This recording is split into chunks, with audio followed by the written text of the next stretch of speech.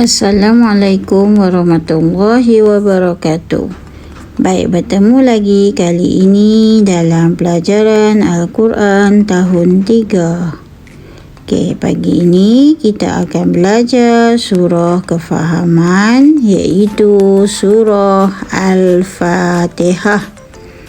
Okey, baik. Semua faham apa itu surah Al-Fatihah? Okey, sekarang Ustazah akan terangkan satu persatu apa dia surah Al-Fatihah.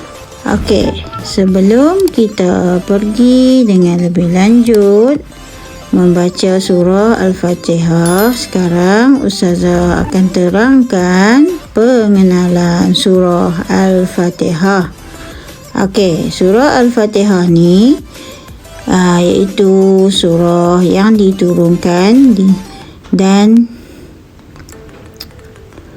surah Al-Fatihah iaitu surah yang juga disebut sebagai surah Makkiyah. Sebab apa? Sebab dia diturunkan di Mekah. Yang kedua, ia mengandungi 7 ayat. Okey. Kemudian surah Al-Fatihah bermaksud iaitu pembukaan, dan juga surah Al-Fatihah juga merupakan surah yang pertama di dalam Al-Quran. Selain itu, surah Al-Fatihah juga dikenali sebagai Ummul Kitab. Kemudian membaca surah Al-Fatihah adalah salah satu daripada rukun solat. Rukun solat ni yang kita baca setiap kali kita solat. Jika ditinggalkan, maka tidak sah solat kita. Okey, seterusnya kita tengok lafaz, maksud, terjemahan surah Al-Fatihah satu persatu. Okey, ikut bacaan Ustazah. Bismillahirrahmanirrahim. Okey, kita tengok maksud dia. Dengan nama Allah yang Maha Pemurah lagi Maha Penyayang. Ayat kedua, Alhamdulillahi Rabbil Alamin. Segala puji hanya bagi Allah, Tuhan sekalian alam. Ayat yang ketiga, Ar-Rahmanir-Rahim. Yang Maha Pemurah lagi Maha Penyayang. Ayat yang keempat, Maliki Yaumiddin. Yang menguasai pemerintahan hari pembalasan, iaitu hari akhirat. Ayat yang kelima, Iyyaka na'budu wa iyyaka nasta'in. Engkau sahaja yang kami sembah dan kepada Engkaulah sahaja kami memohon pertolongan. Ayat yang keenam, Ihdinas siratal mustaqim. Tunjukkanlah kami jalan yang lurus. Ayat yang ketujuh, Siratal ladzina an'amta alaihim ghairil maghdubi alaihim waladdallin. Iaitu jalan orang yang Engkau telah kurniakan nikmat kepada mereka, bukan jalan orang yang Engkau telah murkai, dan bukan pula jalan orang yang sesat. Okey, itu adalah 7 ayat yang telah Ustazah baca bersama dengan terjemahannya. Jadi kamu sendiri faham. Okey, sekarang kita nak tengok apa dia pengajaran daripada surah Al-Fatihah. Okey, kita tengok yang pertama. Pengajaran yang pertama iaitu puji-pujian kepada Allah Subhanahu wa ta'ala dan membesarkan keagungannya. Apa dia tu? Iaitu mulakan sesuatu pekerjaan dengan menyebut basmalah. Okey, kita nak mulakan apa juga pekerjaan kita, sama ada nak membaca buku, nak makan, nak berlari, nak bermain. Kita kena mulakan dengan basmalah, iaitu bismillah. Kemudian yang seterusnya, pengajaran daripada ayat surah Al-Fatihah, kita hendaklah sering mengucapkan Alhamdulillah. Bukan kenyang saja kita pun kena sebut Alhamdulillah, tapi perkara-perkara lain pun kita boleh sebut Alhamdulillah. Contohnya, bangun pagi, kita seduh udara segar. Okey, kita bangun tidur tu Alhamdulillah masih bernyawa. Kalau kita tidur tu Allah tak kembalikan roh kita, maka kita tak bernyawa semula. Jadi ucapkanlah Alhamdulillah. Yang kedua, Maha Pemurah lagi Maha Penyayang. Okey, apa yang dimaksudkan dengan Maha Pemurah lagi Maha Penyayang? Iaitu, kita tengok, berkasih sayang sesama makhluk.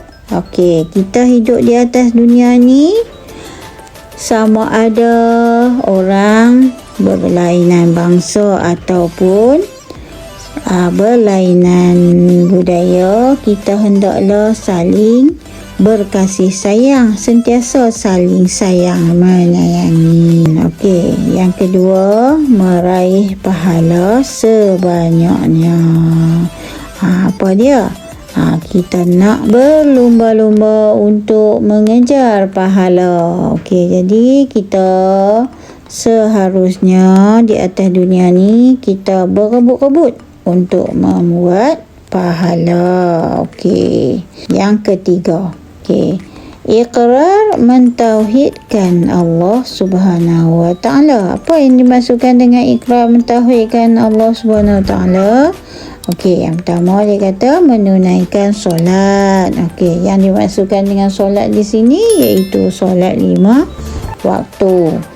Okey, yang seterusnya, mohon pertolongan hanya kepada Allah. Jadi kita hanya minta pertolongan itu hanya kepada Allah saja, bukan kepada selain daripada Allah. Jadi itu akan dikira sebagai berdosa.